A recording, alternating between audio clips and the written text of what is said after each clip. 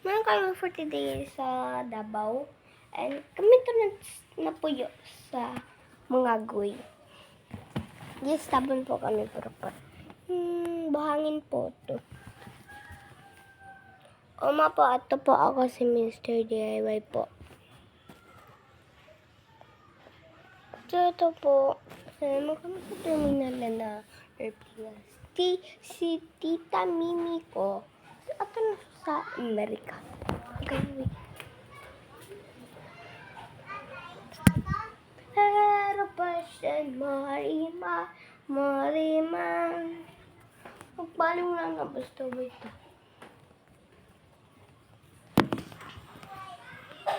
Dahil sila mama punta pa sila mama nagpasala. Ito po ang presto. Ito presto mas muna guys.